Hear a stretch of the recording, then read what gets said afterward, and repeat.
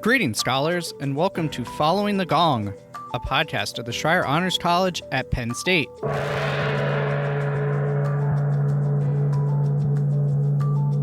Following the Gong takes you inside conversations with our scholar alumni to hear their stories so you can gain career and life advice and expand your professional network.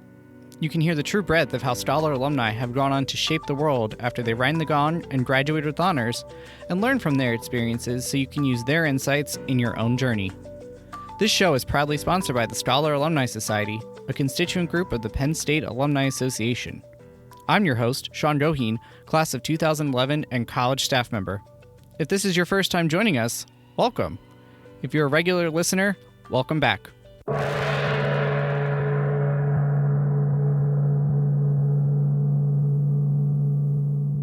Connor Sattely, class of 2011 from Penn State Behrend, is an entrepreneur and startup mentor based out of Amsterdam in the Netherlands. He spent the last 11 years alternating between starting startups and supporting other entrepreneurs. Connor joins Following the Gong to discuss his experiences as a scholar at Penn State Behrend, as an entrepreneur and startup coach, and life as an expat living and working abroad. Connor earned his BAs in Communication and Political Science, the former with honors, from Penn State Behrend. This episode is great for any scholar at a Commonwealth Campus, those interested in starting a business or interested in traveling abroad for any amount of time, and certainly for any looking to live or work abroad. You can read a more detailed breakdown in Connor's bio in the show notes on your podcast app. And with that, let's dive into the conversation following the gong.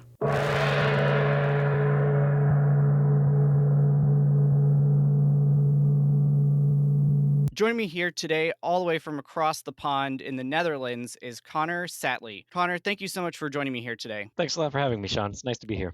I'm very excited to have our conversation today and talk about startups, talk about living and working abroad. But as is the MO here on Following the Gong, I wanted to come back to your time at Penn State first and ask how you first came to Penn State and to be a scholar in the Schreyer Honors College. Yeah, well, nice to be here. Thanks for having me. I guess the journey started there in Western Pennsylvania. I grew up in Cranberry Township. And I've got to be honest with you, I wasn't one of these kids that grew up dreaming of always going to Penn State or something. It was just the place you apply to. I applied to a bunch of universities there in Western Pennsylvania and across the state, and Penn State's the one that said, yeah. I didn't really have my...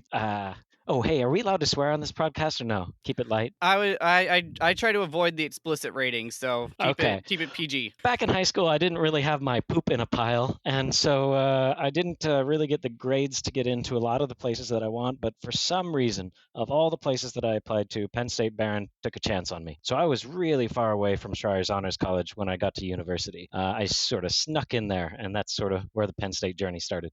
Now, you double majored at Behrend, so what drew you to both the communications and media area and the political science majors? Well, I didn't really know what I wanted to do. As I said, poop was not so much in a pile when I arrived there. So I just started out with comms. I started writing for the student newspaper and really fell in love with journalism. I really loved finding out the truth behind stories, finding out things that people in positions of power didn't want the students to know, or things that were happening in the community, really inspiring stories that people had no idea about. I got taken with that right away. But I found it very difficult as well to quiet the side of my brain that was following politics and was diving in on that. And especially after I studied abroad, I realized sort of the international political scene is so interesting.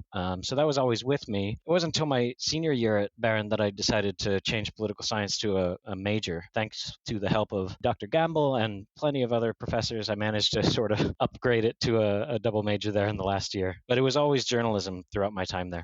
Working really closely with your faculty members is a common thread on most of the episodes of this show. So having those relationships is probably what allowed you to do that at the last hour, right? Yeah, absolutely. To upgrade the major for sure. That was Dr. Gamble and his team there at the political science department. But to study abroad, that the credit goes to two people, which is Ruth Pfluger and Dr. Catherine Wolfe, who was the French professor. Was the French professor there? Without those two, I never would have left the States. Ruth sat me down and said, here's the Penn State tuition at the approved study abroad location. It's whatever it was, 17, 18 grand for the summer. I was like, like, well, that knocks me out.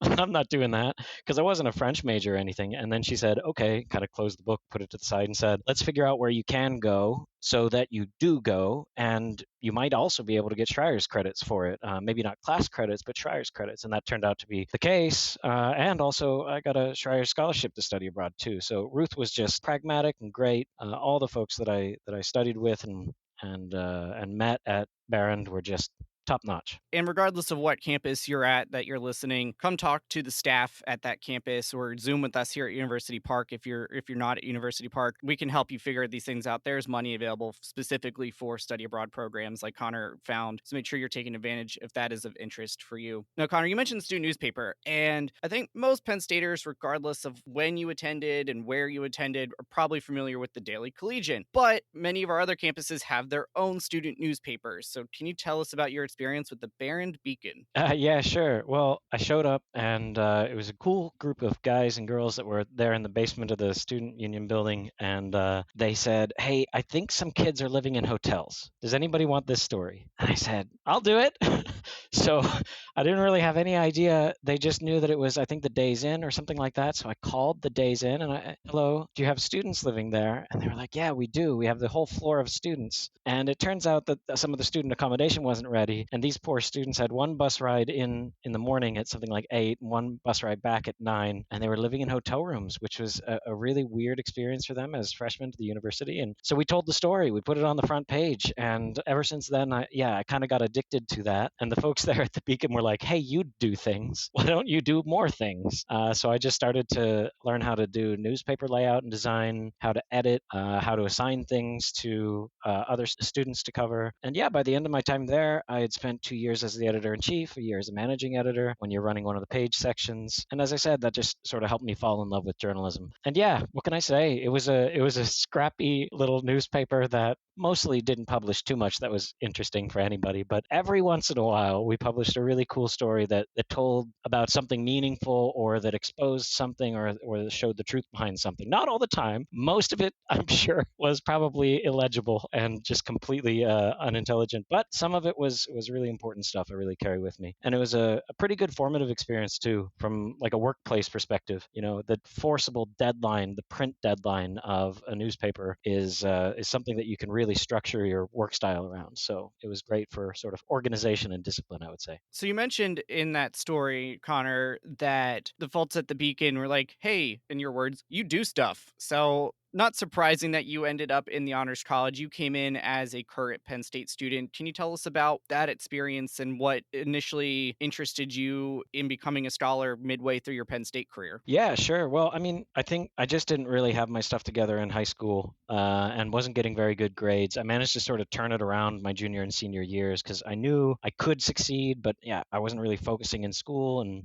for plenty of reasons just wasn't doing great. And by the time I got to Penn State, I thought, all right, I snuck into this place. Now's my chance to actually start from a fresh slate and be at the top because I know I can do it. I had just done it for a year and a half. But if I start now, then yeah, Schreier's Honors College obviously didn't let me in. Why would they? But then after 2 years, I got in. And so that was sort of the first stop on the journey, not really a destination, but it was a nice checkpoint for me that this new slate, this new start that I had begun there, yeah, it was working. I was sort of at the top of my class. And in addition to the stuff I was doing as a student in the student organizations and clubs, I was also succeeding in the classroom. So it was a nice little check-in moment, I think. Then obviously, I think it paid off down the line in understanding more about how to do academic level research, which I had no idea how to do prior to doing my dissertation. And it was Dr. Rodney Troster, who advised my Schreier's Honors College dissertation about digital journalism education. And I was like, yeah, here's a bunch of articles I wrote, and I wrote a report on it. He's like, yeah, that's nice for a class, but you're going to be adding information to the world now, so you've got to go discover some. And that sort of helped me understand things about, okay, how to do a content analysis or a quantitative qualitative analysis, or how to code for content analysis in job descriptions, for example. All that stuff was new. And then the study abroad opportunities. So then I think once I reached that checkpoint of the Schreier's Honors College, things really started to get fun. Absolutely. So you talked about that you were involved in some other clubs and organizations at Behrend, and you got involved with research with your professor. Could you talk a little bit about what the campus culture is like at Behrend as opposed to, say, University Park, and how you leveraged all these opportunities as a scholar. Yeah, well, I don't know what it's like now because I was only there, 12 years ago. But when I was there, it was sort of Wild West in the club scene. There was probably everything was there, but if it wasn't there, just make it. You had a very entrepreneurial or very flexible kind of student, what do they even call it? Like the student activities department or office. Ken Miller was there, and just whatever you wanted to do, they would usually embrace that no matter how crazy it was. We just decided we wanted to do Behrend Idol, and we're like, hey, can we book out the biggest room at the school and have like $1,000 in funding and this and that and the other thing and use all the expensive equipment? And they said, okay. It was like, yeah, it wasn't there, so you just do it. And there were a bunch of smaller clubs. I mean, certainly at University Park, it's like, yeah, I mean, working with the Collegian would have been great. That would have been a lot of fun. But I don't think I would have gotten the opportunities right away at the Collegian that I got at the Beacon. Because at the Beacon, I said, hey, I'm hearing a lot of people complaining about break-ins at these apartments. I think I want to go talk to them about it. At the Collegian, that's probably like a sophomore or a junior or a friend of the editor or the senior that gets that story. And for me, they were like, hey, oh, you're the guy that does things, right? In your second week here, never studied journalism. Go for it. Don't get stabbed. That was easy. You could jump in and do whatever you wanted to do. By the way, that's a crazy story. You want to hear that one? So Yes, please. there are a bunch of break-ins at the off-campus apartments, and everybody was saying these apartments have terrible security. They're easy to break into. Okay, so step one, I go to the apartment manager, and the apartment manager says, people aren't locking their doors. What do you want me to do? And I thought, well, that's pretty reasonable, but like, how do I prove this? Man, this is going to get me in trouble. So I went around at the external apartments and I took a little credit card and I just slipped it in all of the door handles just to do a quantitative analysis on how many people actually locked the deadbolt and how many people locked the room door. And it was like 78% of apartments weren't using their deadbolts and like 30% of apartments were completely unlocked. I never broke and entered. I just want to say for legal reasons, I never entered anybody's flat. But it's like, that's the type of stuff you could do there. And then everybody's like, hey, yeah, cool. I guess people need to lock their doors. It was like, there's the truth behind the issue. And so, I don't know. I think the campus scene at Behrend was a little bit, was really open. You could do whatever you wanted to do. There was always support for it. And no matter how wacky your ideas were, you were probably the first person thinking of them. And that led me to really explore a lot of things I don't think I would have explored otherwise, both on the academic side and from the student organization side. You can feel free to use that story or cut it out if you think it's going to get me arrested. Well, I'd have to do some deep dive on the statute of limitations on that for Erie County, but well, we'll see. It's in the Behrend archives. Anybody can look it up. It's public information. So you also talked about your research. Can you talk about the academic side of your experience there and what you wrote your thesis on? Yeah, well, there were two really research-focused things. One was the mandatory dissertation, which I wrote on. I was trying to see whether or not job descriptions in the journalism industry actually correspond to what journalists are being taught in university. So you do a content analysis. You see how many. This was 2011. Okay, so this is going to sound super old, but like how many job descriptions are mentioning social media, Facebook, Twitter, and then how many schools, and I picked the top 10 rated master's programs in journalism at the States, so like NYU, Berkeley, Cal, how many master's programs in journalism also have those words in one of their courses. So I downloaded the course catalogs and I downloaded several hundred job descriptions, and you see what's matching. And at the time, it was really clear that job descriptions were asking for things that universities weren't teaching. At least that's what I remember. If I go back and read it again, maybe I concluded something completely different. The other one was a bit more like with the newspaper. It was like, hey, you do things. It was Dr. Gamble in the political science department. He had something called, oh boy, it's been a long time, the Comprehensive Statistical Database of Multilateral Treaties, CSDMT or something. Yeah, which is this database of thousands of multilateral treaties that had data points for each one on, when it was signed, who were the parties, what was it, the topic it was about, et cetera. And you could run really interesting research off of that. And he wanted to do a paper on choice of language in multilateral treaties. It was published 4 or 5 years after I left. And as part of that, I helped out with the research on just literally going through the official text of multilateral treaties and seeing what language it was in, and then filling that into the database and doing that several hundred times. And that was also a thing where he was like, hey, you're somebody who does stuff around here. How about do this thing? And I think I kind of owed him one because he helped me upgrade my minor to a major. So I was like, yeah, I'll do some statistical analysis for you. But those are the types of skills that, it's really nice to put on on a CV when you're applying to grad school or something like that, you can say, yeah, I've done that analysis. Yeah, which is cool, I guess. But you did go on to get your master's and you studied outside of the United States. So can you think back 10 or some years as it was and think back on your process for how you picked the schools that you were and the countries that you were looking at and what your thought process and your criteria were for students that may be looking for opportunities after Schreier outside of the US? Yeah, well, as I said earlier, it all comes down to Ruth Pfluger and Catherine Wolfe. Ruth Pfluger was the head of the Learning Resource Center and was the head, sort of took up the lead on a lot of the Schreier stuff. And Catherine Wolfe was the French teacher. And Catherine Wolfe's classes were brutally difficult. Let me tell you, I still remember how hard those were. I had all the French tenses laid out on the floor of the Beacon newsroom, just like this is the passé composé, this is the plus parfait, this is the imparfait, and how they were constructed, and putting these just to get like an A minus in her class. I worked harder on that class than anything else in Behrend, and she was it was brutally difficult. But at the end of her classes, you spoke French.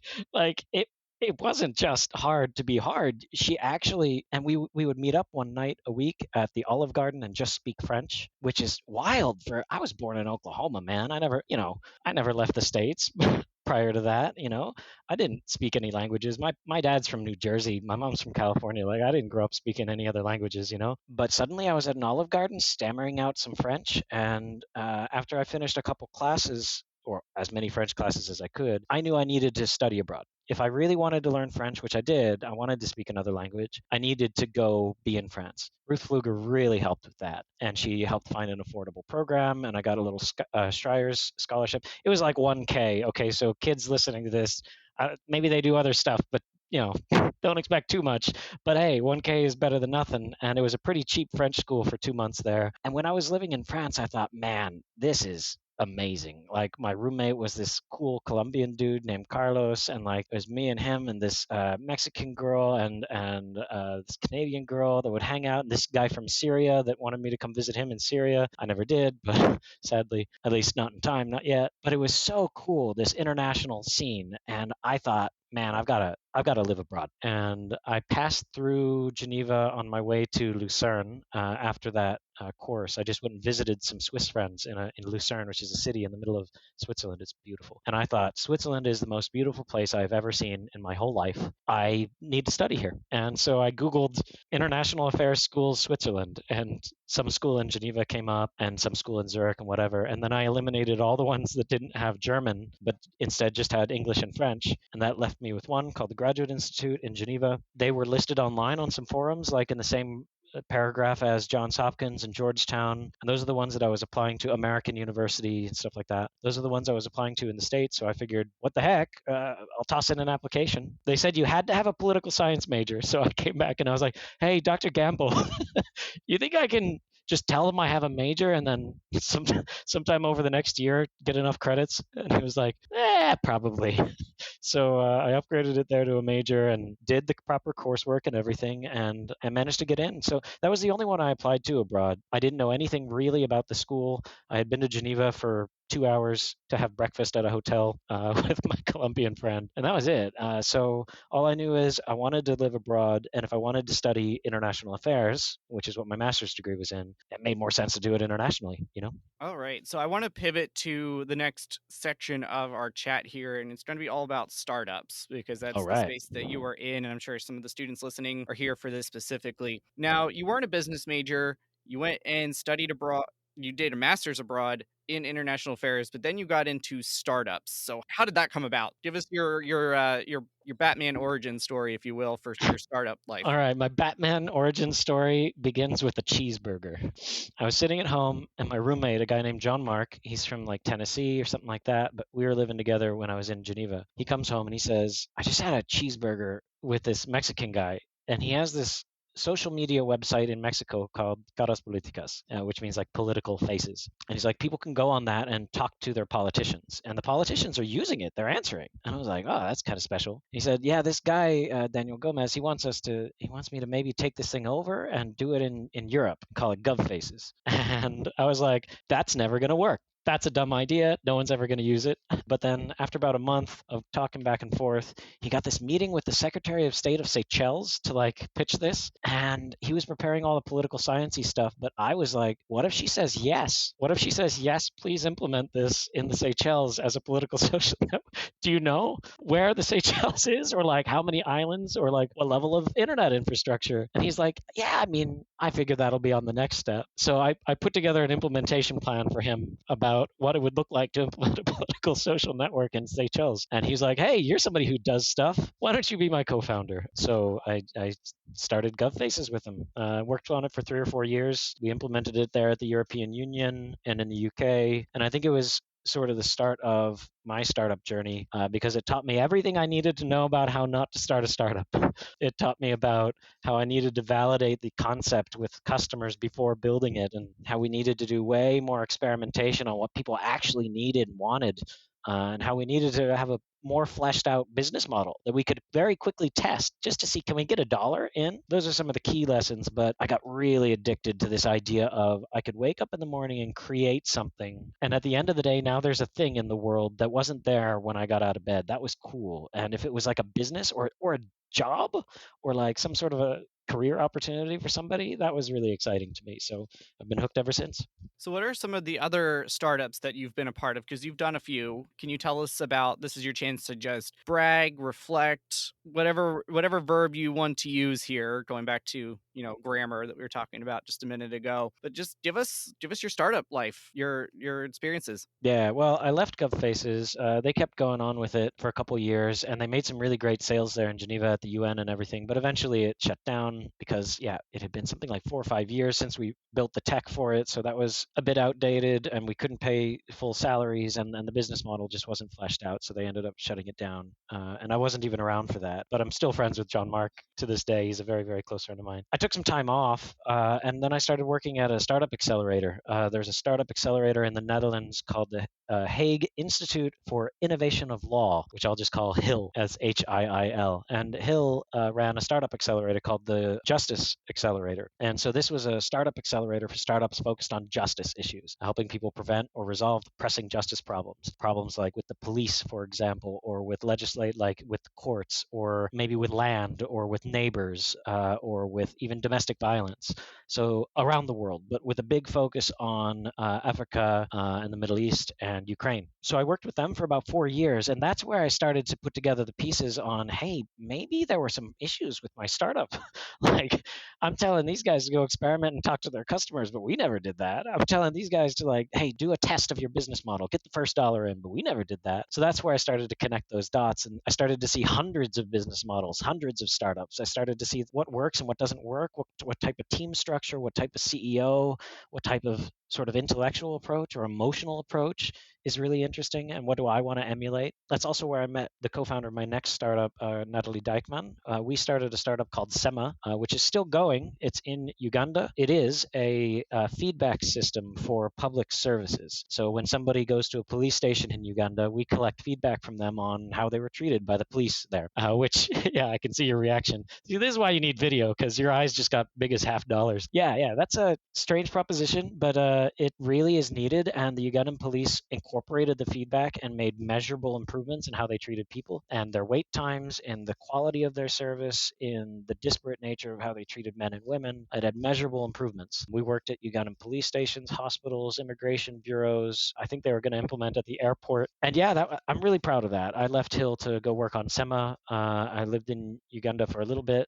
last year running that. But in the end, yeah, I think the stresses of running it, and as well my desire to want to keep residency in Europe in the end, plus a desire that, this is now a successful startup that's funded by the Ugandan government. I believe that some dude from Pittsburgh doesn't need to be running it there in Uganda. And so I saw that as an opportunity to step away. So I did. So I left that about a year ago now. And for the last year, I've been working with the Social Enterprise Academy. They're really, really cool. They're based in Scotland, and they're focused on learning and development for social entrepreneurs and social entrepreneurships. So, how do social entrepreneurs develop their leadership capacity? How do corporates become more like social enterprises by understanding how to really measure their social impact? How do charities become more like corporates or more like sustainable businesses by understanding about how to create a sustainable business model? And really kind of, yeah, I think a really fascinating experience there, really diving into the pedagogical aspects of learning and development for social entrepreneurs. So that's what I've been working on this last year, but this year is going to be something different. I got my third startup coming. I'm not ready to share it yet, but I'm already ideating and starting out with the first steps. The things that I wish I had done with my first startup, I'm doing now for my third startup, and feeling so much more confident about it even before the first step is even taken, because I kind of know how to take those first steps now. You make a really interesting point, Connor, about kind of those first steps. And it really shocked me when you made your comment about why should some guy from Pittsburgh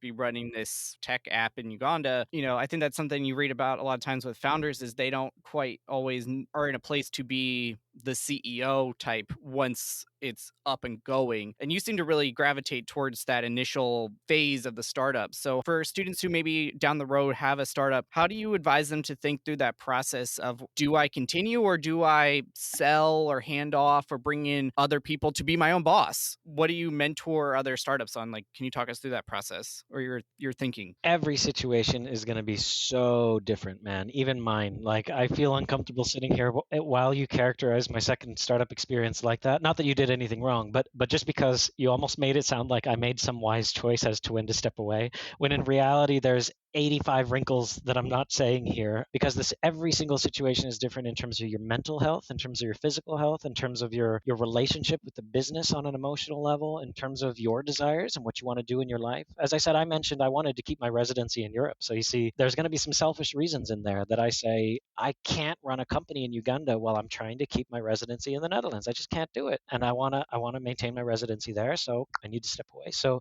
it's not always this altruistic business decision that we read about. It's not always so simple. But I guess the core couple bits of advice I would say is always find time to reflect. You need to, as a founder, take some time off. I hate this grind culture crap, man, of like, I'm a founder and I spend 120 hours a week. Yeah. Like, there's no evidence that makes startups that much more successful. Sorry. Like, that is like the hustle of the founder. I just I don't buy it. It doesn't mean you can be lazy, but it's like to stretch yourself, to neglect your family, to neglect your personal health, to neglect your hobbies, the things that make you joyful. That's not a healthy way to live. I don't want to start any startup that makes me do that. So that's number one. If you give yourself some reflection time, I think you'll just know. And I know that's really simplistic, but the second thing is to surround yourself with good people. Make a board of people that you like and people that you trust that have a genuine interest in you and a genuine interest and love for the business, because then they'll tell you when the right time to step aside is. And if you've surrounded yourself with the right people that you trust and like, you'll believe them. So I guess those are the two bits of advice: is leave yourself some room for reflection and think about things like a board, an advisory board, not just and also obviously your investors. Choose investors that you trust. Here's somebody putting in 20K at a really critical moment when we really need to do it. We really need that 20K, but you have to think, I'm going to sit down in my living room with this guy 2 years from now and discuss a crisis. Is that the kind of guy that I want to be discussing it with? And it might realize it's more expensive to take it than it is to turn it away. That is really good insight and kind of tease up my next question a little bit here, Connor. So you've been a founder, but you've also done this mentoring, this coaching for startups. Maybe this is a silly question on my part, but what is the difference between, or how do you approach those kind of different roles there? Between doing it and mentoring it? Yep. Man, there's not much of a difference. I don't know. Look, when I mentor startups, and again, mentors should be in quotes, like I just talk to people. Most startup founders don't really have somebody that they can just talk to about what they're afraid about what keeps them up at night. And that's a question that I ask. What do you currently think about as you're rolling around in bed? And that's that can be kind of rare for a startup founder to have. And so I don't know. Yeah, I think as a mentor, it's really easy because you just help people talk through things. And what my goal is at the end of an hour is not that I've given some solutions, but that they're trying to hang up on me because they just want to go work on it. Like, I think sometimes you just need a push to solve the problem, and you need to reason it out somehow, or you need to validate your way forward is the right way forward, or you need somebody to tell you, hey, if this doesn't work, it won't be so bad. Let's tease out the worst thing that can happen. See, it's not that bad. Let's go. Whereas being a founder, yeah, I think that's what your co-founder is for. I think in all cases that I've started a startup, my co-founder has also been my mentor. John Mark with GovFaces and with Natalie with Sema, we mentored each other, and we're always there to bounce ideas off of each other. So I think when you're a startup founder, you should also mentor everybody that you're a co-founder to and the people that are on your team. That's why I say they're kind of the same deal. You just talk to people and see what's keeping them up at night and talk through it with them. And a common theme and really the point of this whole show is mentorship. And so if you're a startup, I think you made a really good point there, Connor, about finding somebody who's kind of like a neutral party who cares about you, but is going to give you that real feedback and let you just walk through. And I like your goal for the end of the conversation is they want to hang up because they want to go solve whatever problem that they're trying to talk Yeah, like through. they're impatient with me. They're like, yeah, okay, yeah. Well, I know what I need to do now. Okay, yeah. Let's talk in a couple weeks. I think that's a great goal for that conversation. Now, I want to ask one last question here about startups. And basically, I have no experience in startups. I work for Schreier. I have a completely different viewpoint on the world. Is there anything that I should have asked you about the startup landscape, about being a founder, that just through my own bias of not being in this space that I didn't think to ask that would be helpful for our students to hear? No, man. Well, that's a great question. I think probably the question I get the most often at startup events is, what's the number one mistake that you see startups making? And it's a really, really common question, but it's also a good one. And I have an answer for it, which is a lack of understanding of lean startup methodology is the number one mistake startups make. They don't validate their ideas in a lean and measurable way before they go building millions of dollars of tech stuff. So the idea that you can do an experiment in an afternoon, like a friend told me in the park one day, I would really like to sell ice in the park. It's really hot. I'd like to sell ice. I could get an ice cart and bring it around and sell people ice. Because look, everybody has drinks, but they're warm. Who wants to have a warm beer in the park? Sorry, that's a European thing. We could drink in public. Anyways, but who wants to have a warm beer in the park? How about getting some ice in a cart and selling it? Because I bet you would pay €5 for a beer, wouldn't you? And I said, I would. What's the quickest way you could test this? And he's like, well, I don't know where I'm going to get an ice cart. And that type of thinking is the mistake. There were actually two mistakes. The first is he tried to validate his idea through a hypothetical. You would pay €5, right? As opposed to, here's some ice, it cost €5, and now do it to 10 more people and see who buys it. That's a really evidence-based experiment, and most entrepreneurs don't do that before they go buy the ice cart, which is the second problem. Is like, that's not the simplest way to test the issue. The simplest way to test the issue is go over to that supermarket and buy a 5-pound bag of ice, and before it melts, try and sell it all. If you lose, if you don't sell it, well, you've wasted $10 and 15 minutes. But if you sell it all, now try it with 2 bags of ice. Try it with another bag of ice right where you just sold it. Oh, you didn't sell the second bag. Well, that means that you're going to need to be moving around, but try it with 5 bags of ice in one park. Now you're out $50 if it fails. So small incremental experimental steps that are based around your customers and what they want. Or even before you sell the ice, go talk to people. Hey, how you doing? Are your drinks cold? It looks like you're having warm drinks. Why are you having warm drinks? And they say, well, we don't want cold drinks. We're having Belgian beer. Belgian beer is craft beer. You can't chill that. Ruins the taste. So go understand your customers is the number one advice I give to startups. That's the one thing I would say. There's a book called The Lean Startup. It's very outdated. I don't like it. It's not a good book, but it gets the fundamentals across of what these experiments are that you can run and do, going and talking to your customers before you run out of time and money. Absolutely. And, you mentioned if you're out for the €5 on the bag of ice, but the amount you saved in time and another money that you didn't waste by buying the ice cart, and now you can go on to the next idea. Yeah. As opposed to like, well, the first thing I should do is look up the food and drink regulations in the city, because I bet I can't even have an ice cart in the park. I bet you need a permit for that. So I'll send an email to the Dutch police and I'll see if they have the permit for the ice cart, and then I'll send an email. And people start doing all this desk research too. It's like, get out of the office. Just get off your laptop. Go talk to people.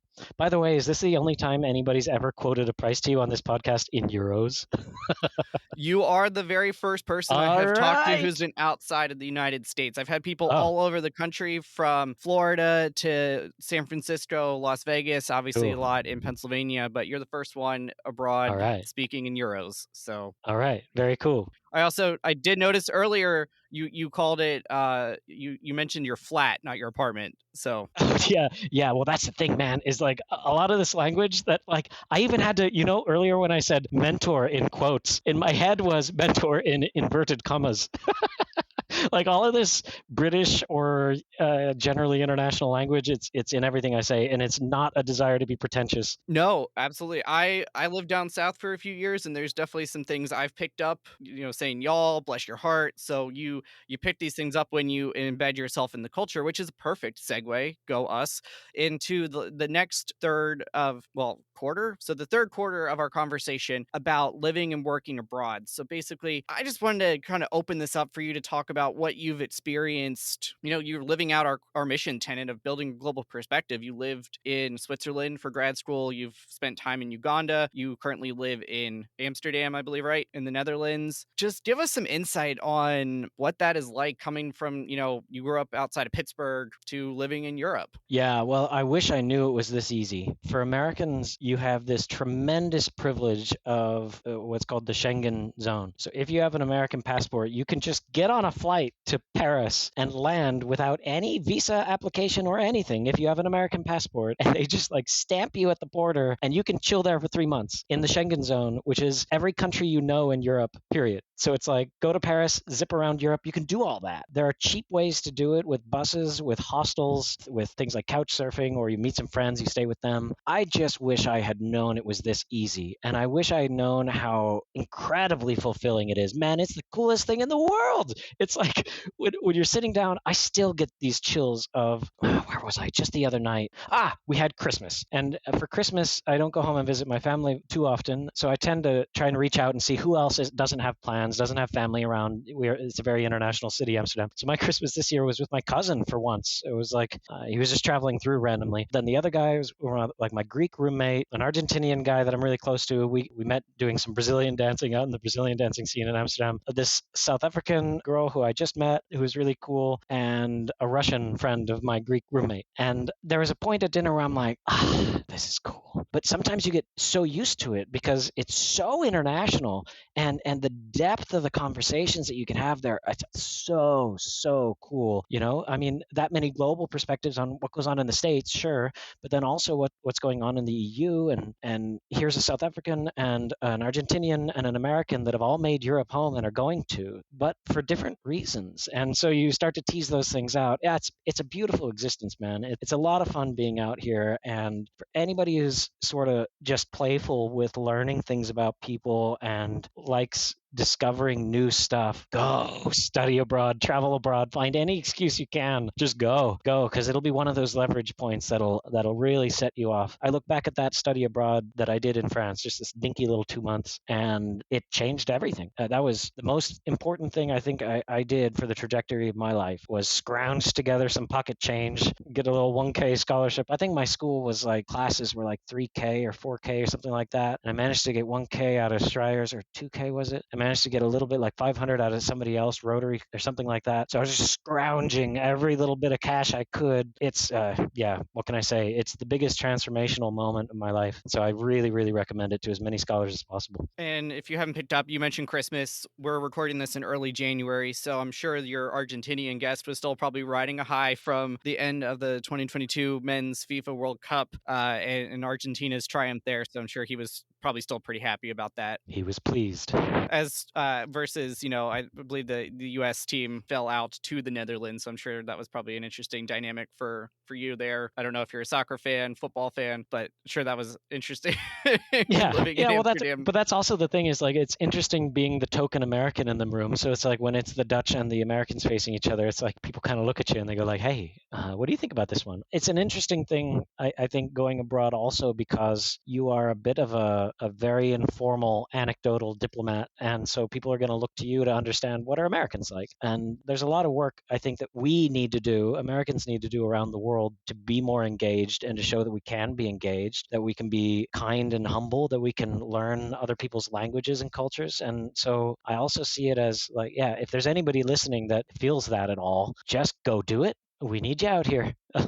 If you feel that, and if you feel like, yeah, Americans need to be more in the world and of the world, make any excuse you can to go do it. Yeah, we need you. So last question on this topic. What was just like the most surprising thing, or one thing you, other than, you said it was really easy, but like what's like just maybe like a really micro level thing that you were really surprised by that you wish you had known about before taking the bold leap to move? Surprising. It's been a while since I moved abroad, so it's hard to put myself back in the feet of the guy that just arrived out there. Man, I can't say anything was surprising. It was like being thrown into a whirlpool or something where you can't tell which way is up. It's just there was so much sensory overload of these beautiful Swiss mountains that I was seeing, of these people from different countries that I had never even considered getting to meet a person from that place. It was languages all around me all the time. I mean, all of it now sounds like, well, obviously, but I don't think anything really surprised me because everything surprised me. It was just every single day there was something new and interesting. And I guess as I think back to that time, it felt a little bit like when I was back in the States, I understood all of the social cues. I could go out to any bar or any club or a church or an axe throwing competition and chat with the person next to me, and I know what the social cues are as far as whether this guy is wanting to talk with me or not, or whether she's uncomfortable, or whether it's cool to go chat with strangers, or eye contact, or how to dress. It was all sorted out. I had spent my entire life learning that in the States, and then suddenly you take all of that away and you don't know where to buy toothpaste anymore, and you don't know if it's okay that in Germany that you speak to somebody next to you at the pub versus in the UK if you speak to somebody next to you at the pub, versus Ireland versus Scotland versus France. And do you need to speak French with the guy that's in France? What if you meet the guy that's in France in Germany, but you speak French? Should you? It's like all of this was suddenly new. And yeah, what can I say? I think it was tiring at the beginning, but now I couldn't imagine living without it. It's a really stimulating way to live, I think. It's fun. That is really, really good insight, especially even for if you're just thinking about studying abroad, you listening to think about those and just the new possibilities that opens for you. Now, Connor, I do want to ask one question for you before we go into our reflection questions that I asked everybody. You've been involved as a volunteer with the college despite living across the Atlantic for the past decade. What drives you to give back as a volunteer despite the demands of work, family, travel, and getting to live in Europe and experience all these new things, as well as kind of the practical thing of there's a time difference and a continental difference? Yeah, I mean, I did it because they asked, man. I think probably 90% of the things that people ask me to do, I just do. I've become pretty good at setting boundaries for myself. I'll say no when I need to say no, but almost every time I just say yes to some things, it always ends up being interesting. Do you know what I mean? It's like some guy was like, hey, do you want to interview potential Schreier's Honors College people? And I was like, yeah, all right. And then my first phone call was with some terrified 17-year-old that he's like, I don't know how to do a thesis. I was like, yo, ho, I didn't know how to write a thesis. What are you talking about? I don't know how to do that stuff. But like, I found a good teacher. I found a good prof, Dr. Troster, and he walked me through it. And I had to do it again for master's. He's like, I want to do a master's. I was like, well, then you're going to need to learn it. And that was cool. It was a nice conversation I had with some random guy. And so I did a couple years of that. And then, yeah, I don't know. Dr. Mather just reached out again. That's a dean dean? Is that what you call him? Yeah, dean of the Schreier's Honors College just reached out a little while ago, and now I'm working with them on sort of this community and global outlook effort within Schreier's Honors College about sort of how the college can work on its community and its international reach. And so you never know where it leads to. I just say yes to stuff, man.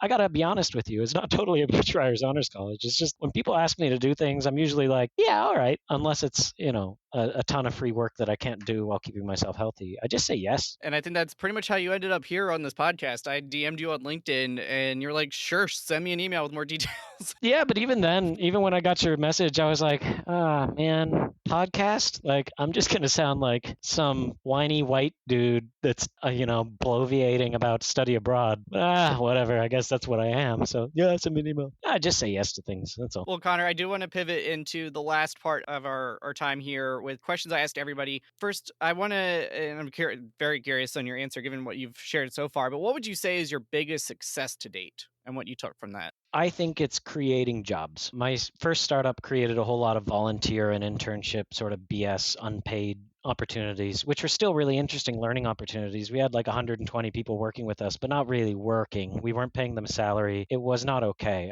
I don't look back on that with pride. My second startup created about a dozen full-time jobs in Uganda of people that I knew and worked with and went to the office with every day that are incredibly talented, cool people, many of whom already went on to master's universities or great jobs with other companies that I hate to see him go, but I'm like, we lost this tech guy named Joel. He just, Connor, I just got hired by this like AI company. I'm like, Joel, that's fantastic, man. They're like, there's nothing I can do to keep him because we can't afford, to match the salary that they've offered. But I'm like, I'm so happy. I'm so proud when I look back on the people that worked with SEMA. I think that's the biggest success that I had was we didn't miss a paycheck in all the years that we hired them, and just to keep the revenue flowing enough that you are actually, when you hire somebody, it's going to sound so dumb for your listeners that actually run businesses, but like when you hire, like let's say Sean, you get a job that pays you like $50K a year. You're happy about that. But then hang on a second, you got to take some taxes out of that. So you're only getting, what is it, like 32 net or something. But the business has to think it's not just 50K, it's something like 75K because I've got to pay these payroll taxes on top of what I pay Sean. So on the budget, it's 75K. And then, you live in a country where you've got to invest in somebody's pension as well. So that's an extra 10%. So actually it's like 82 or something like that. In some places in Europe, that's how it works. And so as a business manager to do that, legitimate, real, full-time employment with long-term contracts, investing in pensions, paying the taxes, I'm so proud of that. I think of everything I ever did, I think that's the thing let's say on the startup side, I think that's the thing I'm proudest of. That is really, really good insight there. And I think probably something that doesn't get talked about a lot on kind of the startup space is actually hiring people. And like you said, there's the full compensation package. And especially here in the US, you've got health insurance and other things to consider too. Yeah. But on the flip side, Connor, what would you say is the biggest transformational learning moment or mistake that you've made and what you took from that so far? Yeah, it was working at the Hill Justice Accelerator, that startup accelerator after my first startup, because we had this session from a Dutch company called Blue Whale Ventures, and they came in and they told us stories about how they only support startups that have not taken their first step yet. It's only people with an idea. And I thought that was really cool. So we had them over and they talked about how they walk people through taking their first steps of, today, I want you to go out and talk to 100 customers. And what's your hypothesis? Your hypothesis is 80% of them are already using an app that does this on their phones. Great, that's measurable. That's about their past actions. Go out and measure that. Oh, only 20% are. Well, your idea is flawed. What do you want to do next? And I love that. That made me realize about what I was talking about earlier as far as lean startup. And that changed everything for me, man. It changed how I plan things socially, like personally, like start small, put out a small idea somewhere and just see how people think about it, and then plan a giant trip somewhere with 50 of your friends or something, but start something small and validate that it's something interesting first, and then go and invest your time and money into it. That was the biggest transformational moment, I think, for me. Excellent. Now, I typically talk and ask about mentorship at this point. Yeah, we got that but one. We've already covered that quite a bit, so we're going to skip that. Next question too. Yeah, I was going to say, I know you've mentioned a couple of faculty and some support staff from Behrend. Is there any additional folks that you wanted to give shout outs to? Oh man, I can go all day on this one. So I mentioned Dr. Wolf and Ruth Pfluger, who were so instrumental in me studying abroad. I mentioned Drs. Troster and Gamble really helped me on my political science and communications front. Dr. V. Brands is the music teacher, band teacher at Penn State Behrend. We had so much fun, man. There's plenty of stories I can't tell you on the podcast, but he was just a fantastic, fantastic music professor that I still play saxophone all the time. And of course, it's due to my great high school teachers as well. But Dr. V. Brands helped me learn love for jazz again, and I will always appreciate him for that. There's a ton more, man. Dr. Champagne was great. I asked him before I moved to France. I'm like, hey, Dr. Champagne. His name's actually Dr. Champagne, and this guy's like the most fashionable person you've ever met in your life, and he like spends a lot of his summers in Italy and all this stuff. So I was like, Dr. Champagne, what do Europeans wear? And he's like, I still remember his response. He's like, jeans, but they fit. And I'm like, oh, Ooh. So Dr. Chaffee was great for me. Yeah, Dr. Ford, and of course, Dr. Burke, the chancellor there. Dr. Ford's now the chancellor at Behrend, so say hi to him as well. And I'm sure I'm missing a bunch, but those are some of the highlights. Fantastic. Is there any general last piece of advice that you wanted to give scholars that are listening that hasn't come up previously in our conversation? Maybe, with all this startup stuff, if this is going to be listened to by people who are talking about startups and if it's startup week, there's no way to say this without sounding like an old person who's saying like, if I were your age, but I'm going to try anyways. And if people want to tell me to shove it, they can tell me to shove it. But like when you're in university, you have a tremendous bubble of protection that you're not going to have after university in order to start your startup, because you'll be able to start every single customer interview or every single client interview or user interview. You'll start it with, I'm a student at Penn State, and what we're doing is we're starting a startup about this, this, this. There will be immediate goodwill there, immediate goodwill that you'll never have after you graduate. You'll never have it again.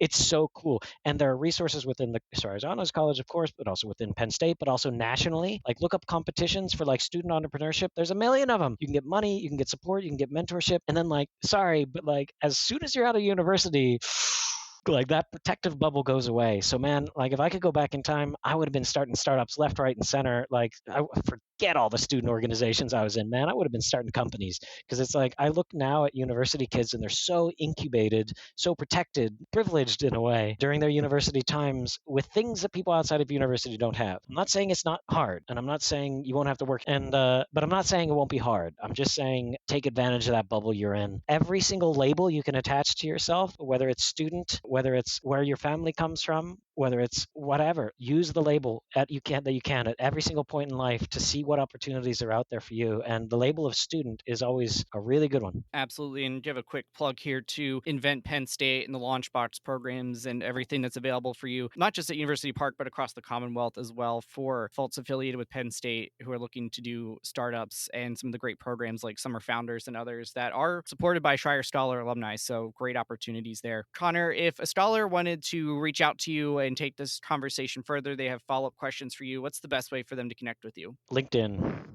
They can type my name in as a website. So www.connorsattely.com, and it'll just send you straight to my LinkedIn, or just search my name there on LinkedIn. Sorry, if they want to reach out, they have to send a message with their connection. This is the dumbest thing in the world, Sean. Like 98% of the connections that approach me on LinkedIn, they just connect. Send a message with your connection always, even if you're sitting next. Okay, wait, no, hang on a second. We're going on a tangent here. Every person that I connect to on LinkedIn, I send a message to. So if I'm at a conference and somebody next to me says, hey, you're kind of nice, let's connect on LinkedIn, I will sit there and put a connection request and then send them a message saying, dear Sean, it was really nice to meet you at the 2014 Conference on Social Entrepreneurship in Bulgaria. I hope we can stay connected. Let me know if ever any of my contacts are of use to you. Send. I'll do it when they're right next to me. When they're watching me send the message, I'll do it. I don't care. Or on the plane, or when I get back to the hotel, or whatever. Why? Because in 7 years, somebody will ask me, hey, does anybody know the Minister of Trade for Bulgaria? And I'll go, oh, well, I can look.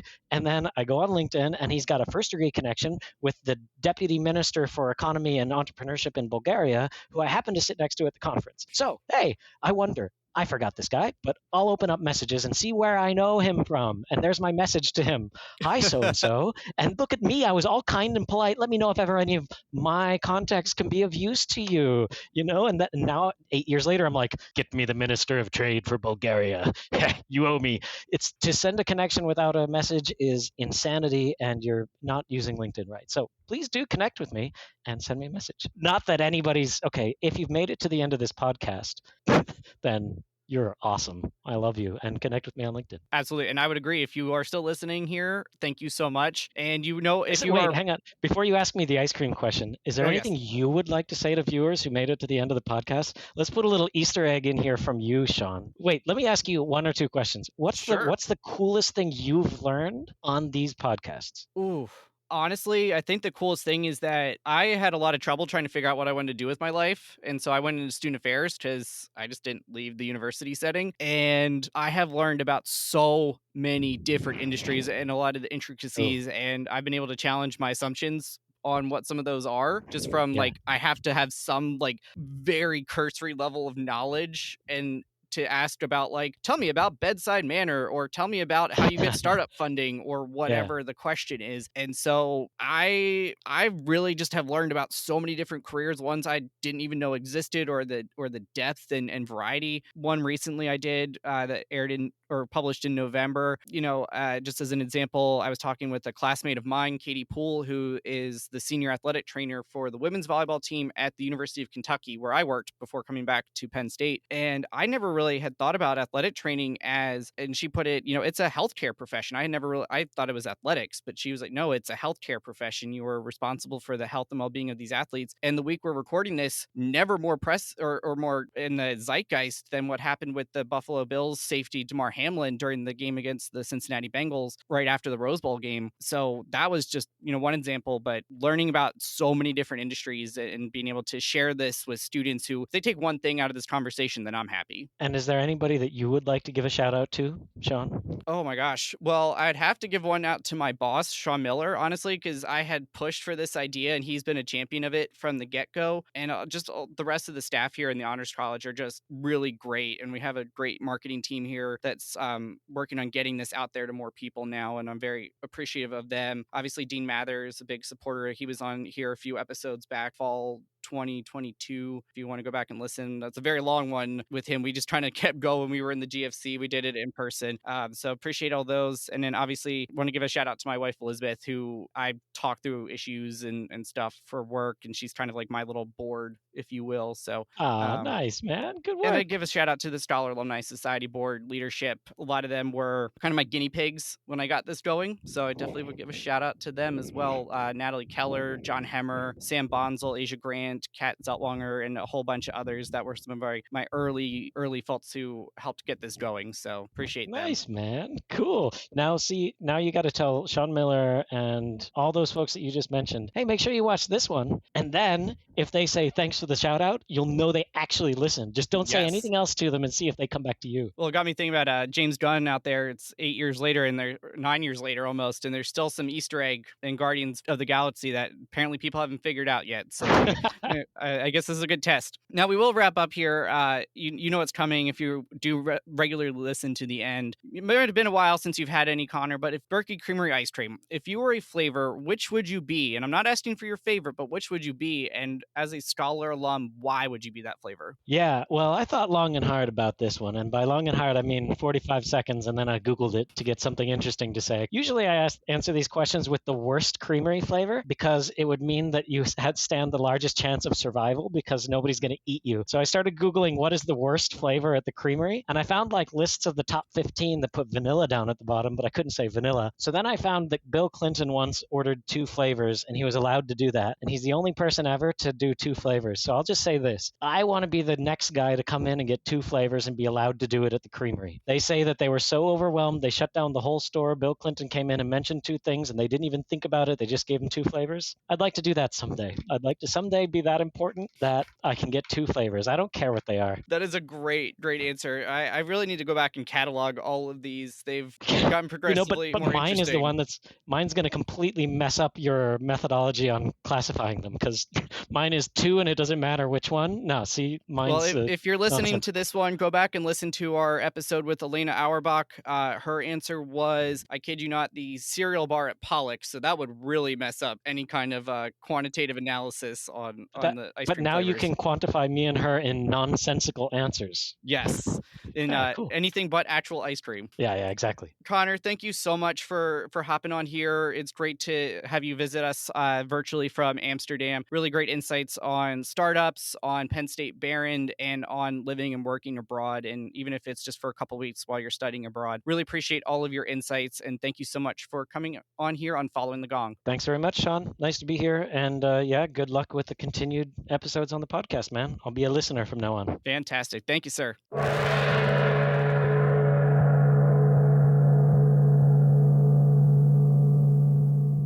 Thank you, scholars, for listening and learning with us today. We hope you will take something with you that will contribute to how you shape the world. This show proudly supports the Schreier Honors College Emergency Fund, benefiting scholars experiencing unexpected financial hardship. You can make a difference at raise.psu.edu/Schreier. Please be sure to hit the relevant subscribe, like, or follow button on whichever platform you are engaging with us on today. You can follow the college on Facebook, Twitter, Instagram, and LinkedIn to stay up to date on news, events, and deadlines. If you have questions about the show or are a Scholar alum who'd like to join us as a guest here on Following the Gong, please connect with me at scholaralumni@psu.edu. Until next time, please stay well, and we are